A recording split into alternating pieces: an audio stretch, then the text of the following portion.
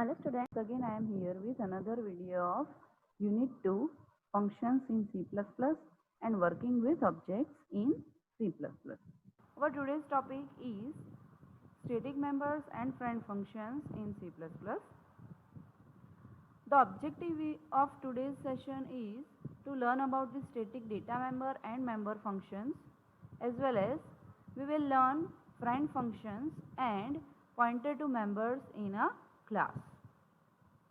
Let's start with our first topic, that is static members. Yes students, we can define class members static using static keyword. Whenever we declare any member of a class as a static, it means no matter how many objects of a class are created, there is only one copy of a static member available in a memory. That means static member exists even if there is no object of a class exists. If we did not created any object of a class, then also we can have a copy of static member in a memory. So we can say a static member is shared by all the objects of a class. Let's see the static data members. Yes, as we can have data members as well as member functions as a member of a class, we will see static data members and static member functions in a today's topic. First is a static data member. Let's see. It is initialized to 0 whenever the first object of its class is created. Yes, it is the one of the most important characteristic of a static data member. Only one copy of a static variable is created for entire class. Yes students, whether it is a data member of a class, but as it is a static data member, only one copy of this variable is created in a memory, and that copy will be shared by all the objects of a class. Static members are declared inside the class and they are defined outside the class. Yes friends, we have to declare a data member as a static within a class, and we have to define that data member outside a class. So it is visible only within the class, but we can say its lifetime is the entire program. That means we can access the static data member throughout the execution of a whole program. Let's see the syntax to declare a static data member.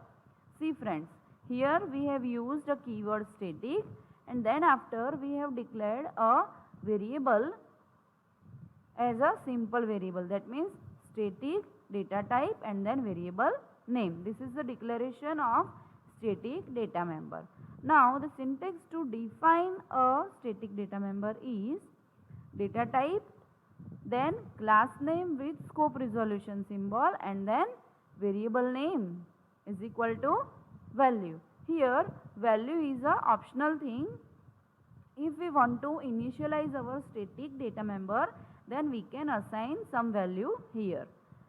Here is the example of defining a static data member outside a class. See, int is a data type of static data member count, and it is declared in a item class. So it is written here int item scope resolution count. So we can say this is the way how we can define our static data member. Now let's see static member functions. Static member functions are associated with a class. They are not associated with any object. That means we can say static members are a class level members. They can be invoked using a class name. Yes, if we are using normal member functions, then we have to use object, but here we are talking about static member functions. Then they can be called using a class name, as they are a class level members. They can access only static members of the class. That means we can use only static members, that means other static data member as well as static member functions within a body of a static member function. Then the next thing is they cannot be virtual. That means they cannot be used as a virtual function. And the next thing is they provide encapsulation. And a static member function does not have these pointer. In C++, we have a concept of this pointer which is used to point to the member of a class which is pointed by a current object. But here, as static members are class level members, we cannot use this pointer concept with static member functions. The syntax to call a static function is class name with scope resolution symbol and then function name. Let's see one example. Here I have declared one class test. It is having a simple data member integer code and one static data member, that is static int count. Now in public section we have two functions. First one is a void set count. As we can see, it is a normal member function. And second one is a static void show count. That means here static keyword exists. That means show count is a static member function of class test. Now see friends, here we have defined a static member function inside a class declaration, and there is one line written in its function body that cout count. That means it will display the value of count variable. Now friends, as we discussed in our previous slide, static member function can access only other static members of a class. That means here if we are accessing a variable count, then we can see that it is a static data member of the same class. That is why we can use count here. But we cannot use void set count and integer code, these two members of a class, within the function body of a static show count. Then after completion of a class declaration, we have defined a static data member count with initial value 0. And in a main function we invoked a static member function show count. See, here we have not declared any object of the class test. We just used the name of a class with scope resolution symbol to call this function. So from this example we can clearly see how the static data member and static member function works. Now let's see the memory allocation for the static members. As we can see from our previous program that set count and show count are the member function of a class test, and count is a static data member of a class test. So all these three will be shared by the objects S1, S2 and S3 in a program. But as we declared integer code as a normal data member, it can have a separate copy for each object. So this is how memory allocation for the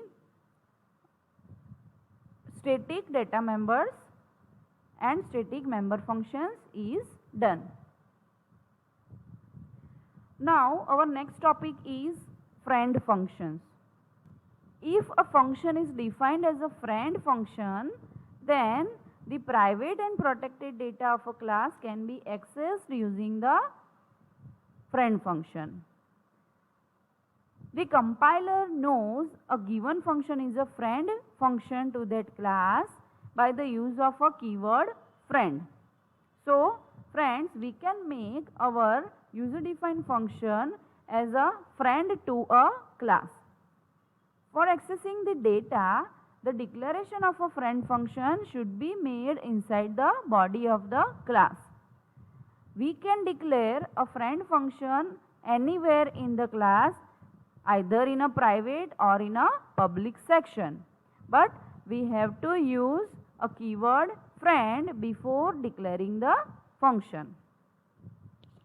See, the syntax to declare a friend function is here friend, then return type, function name and argument. That means particular function will be declared as a normal member function starting with keyword friend. Then a function can be defined normally. See, the function prototype of a friend function and a normal member function is same. But in function body, private and protected data of a class in which that particular function is declared as a friend can be accessed from this function because it is a friend of a class. So this is how a friend function is accessing the data member and member functions of a class without creating object. So let's discuss about some of the characteristics of a friend function.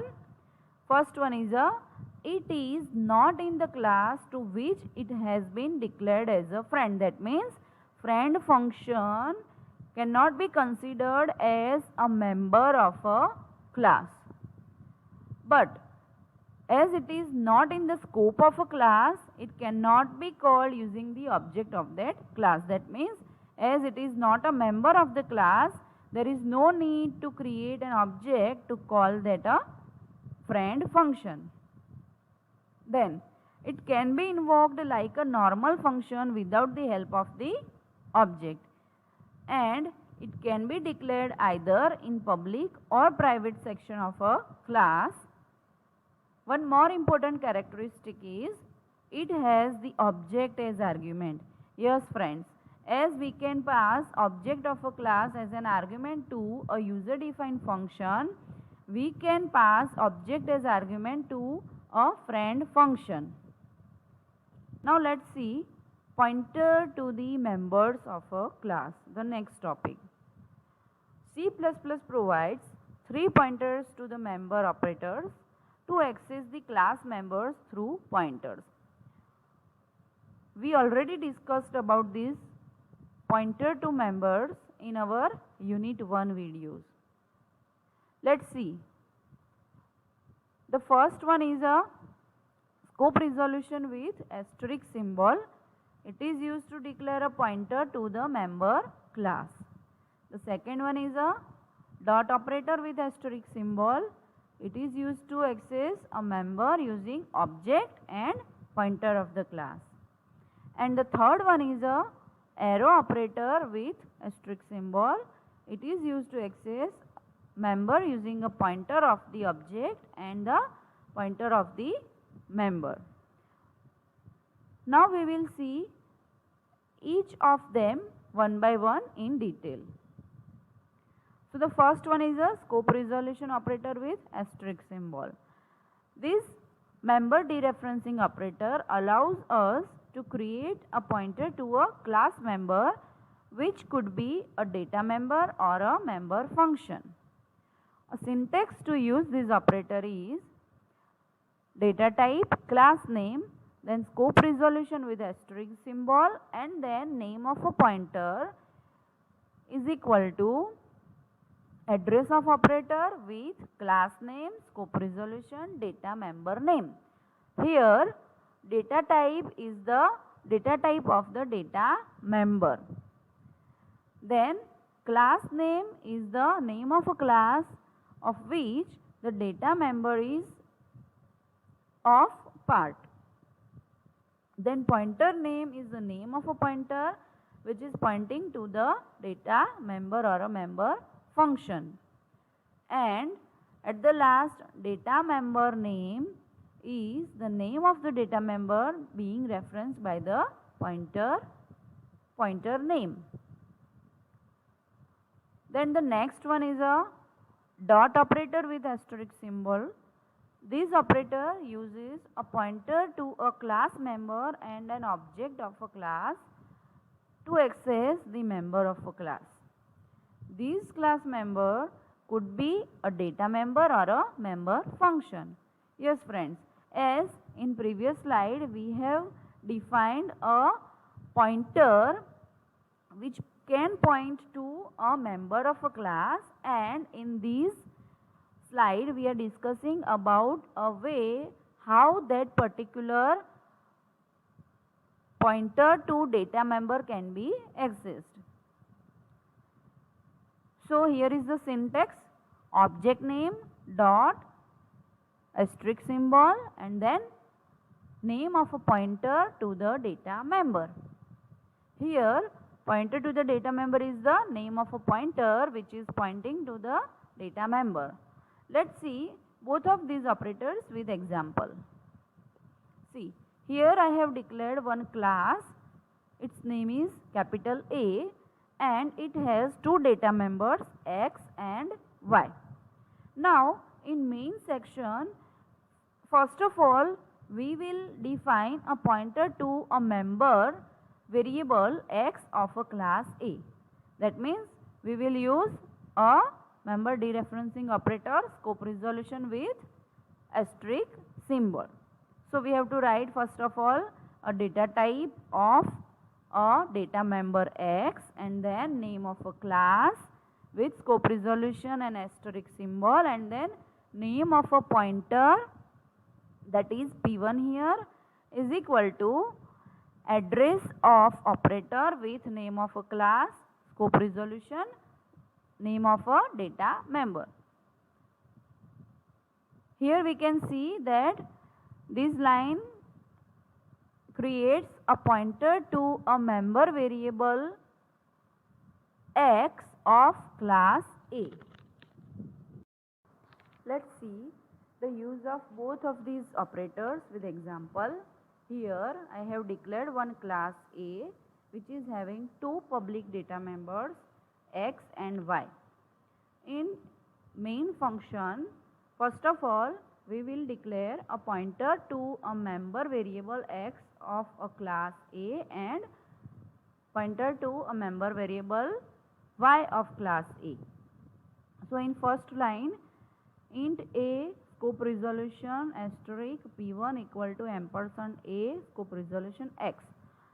This line will create pointer P1 to the data member X of class A. Same way in the second line, pointer P2 will be created which points to a data member Y of class A. Now we created one object OB of class A, and with using the dot operator with asterisk symbol, another member dereferencing operator, we will initialize data members X and Y with using pointers. That means OB dot star P1 equal to 10 will assign value 10 to variable X, and second line will assign value 20 to data member Y.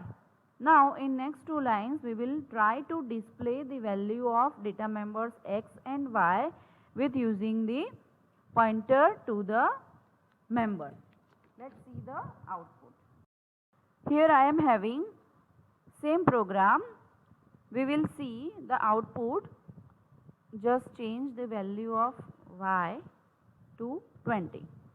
Then run the program.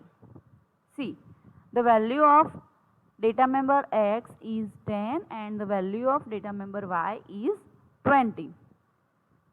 That is, we can say that by using the pointer to a member of a class, we can access the value of data members of the class. Now let's see our third member dereferencing operator, that is arrow with asterisk symbol. This operator uses a pointer to the class member and a pointer to the object of the same class and to access the member of the class. This class member could be a data member or a member function. That means we can use pointer to object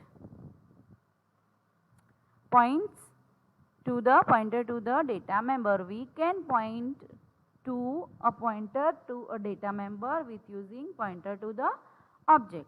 Here pointer to the object is the name of the pointer which is pointing to the object of the class, and here pointer to the data member is the name of a pointer which is pointing to the data member of a class. That means here we are dealing with the pointers to the pointer, right? We can say that pointer to the object is a pointer variable which we created in our main section to point to the object, and then we use that particular pointer variable to point to the pointer to the data members which we created in a previous example. Let's see the example here. Same example I have taken where I have created PTR as a pointer to the object OB of class A. Here we can see that A star PTR equal to ampersand OB will create pointer PTR which points to the object OB of class A. Now same way as we did in our previous program, here I have declared pointer P1 which points to the data member X of class A, and pointer P2 which points to data member Y of class A. Now what I am doing in next two lines, I am using pointer PTR other than using the name of a object. So here I am using a pointer name. I have to use pointer dereferencing operator, that is arrow operator with asterisk symbol, and name of a pointer which points to a data member X, that is P1 is equal to the value. Same way I am using the same method with pointer P2 and assigning a same value. Now we have to see the output of this program, and we have created one object of class A, that is OB, then pointer which points to the object OB, that is PTR, and then let's run the program. See, value of X is 30 and value of Y is 30. Once again get back to the program. See here what I have done, I have written here PTR points to P1 and PTR points to P2.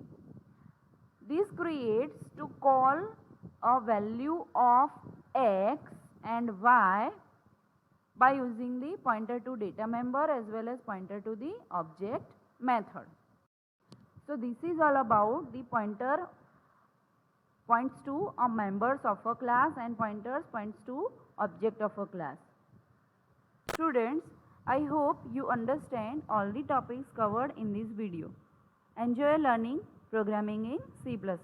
Thank you.